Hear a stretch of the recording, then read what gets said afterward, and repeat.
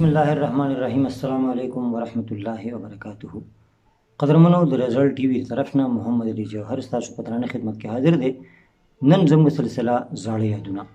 په دې سلسله کې نن موږ ته یو ریکارډینګ را لېږلی دی زمونږه ملګری دی عارف علي درمان د فرمولو هغه موږ ته یو ریکارډینګ را لېږلی دی د نارنجي د یو بابا لال بادشاه د هغه نوم دی د قمرډن نارنجي اوسیدونکی دی دغه بابا او عمر یې دی 10 کاله نو د هغه خبرې ترې دا وخت تاسو ته په زاړه یادونه کې وړاندې کوو راځئ چې غوږ شو ته کنه په هغې کې هغه هندوانو خو خاصه ورسره د ډمان کورونه زموږ کلي کې ډمان خو به تاسو پېژنئ دا د شا کاډي او بېل شا کاډي دغه لکه پالوسي دي دغه خلک ډمانو کې چې او نو د دوی ورسره کورونه نو په هغې کې د داود یو بېچاري مشر ورور نو د داود سره په هندوانو کې هغه جینۍ لار واغسته چې لارې واغسته نو هغې کلمه ووي نو چې کلمه یې ووي نو هغه خو د انګرېز قانون نو ضرور پولیس ورپسې راغی نو د کلي من د هغې کونډه پلو نو د کلي په من باندې راوښکله زمونږ وجه خو دې په دغې په سر ده کلي کې نارنجي کې نو منډې د دغې نه راغلې په کته چا ورته لاس وانهچوي چا خلاصه نه کړه خو چې د شابڼې ته راووتلې منډې یې ته که نه ښکاره شو نو هغه جینۍ داسې لاس مخ راواړو زمونږ دې ته زمونږ مشران ژوندي وو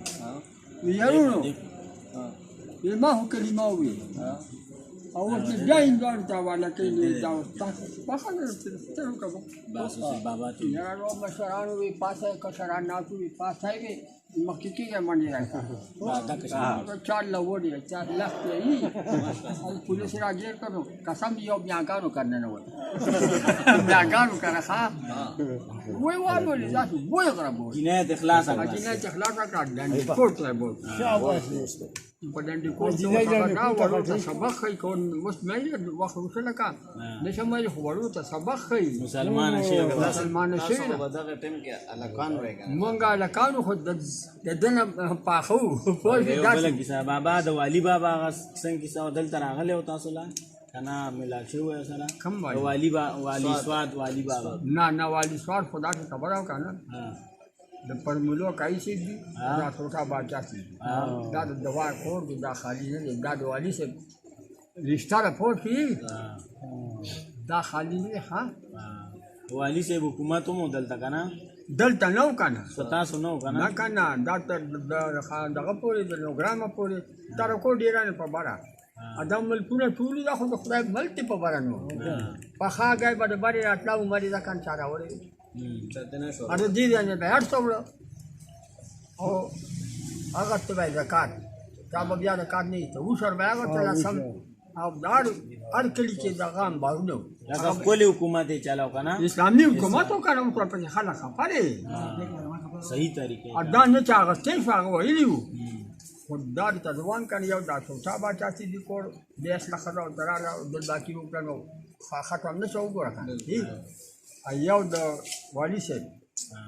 دا د ما د نسلونو دا باچایي څوک هغه تېر نه شي خو داسې کار یې وکړ چې نسو کې داسې خلک راورسېد یو بې اصله ښځه هغه هم بلا نه خبره نه بل خو باچا خان خبره وکړه خان عبدالغفار باچا خان چې و نو زمونږ مشران هغه دا نښه وه دنګ ساړی و داسې به ودرېږه چت کوه دا موبایل داسې به ودرېږه هغه په موبایل کې راکړه داسې به ودرېږه خو دا لاس یي زمونږ سره ریکارډ دی که نه دا لاس یې هغه دا نښه وایي بیا زما لاس زما دا نښه چې زما لاس باندې ځنګل نه کته وي ځنګون له زما لاس کته دي دنګ سړی و د هغه لاس باندې دې ځنګون نه کته و دغه یې نښه وه ښه د باچا خان د باچا خانه و او دنګ لړو که نه دنګ سړی و او هغه لوی ډلې به ورپسې وی به ځئ په دې تانو په تحصیلونو ورځئ او وایي دا تانې دا دغه ولې دا شیشې دا ورونه ولې ماتوئ هغې چې یو مخ دله ووایي بلو ته سیل مه کوئ مونږ دا پلرونه مشران دا خو عصري جامې به یې اغوستې وې او جلسو له به تله او په دې کې وایي ټکول ځان یې وجرې جلسې به یې کولې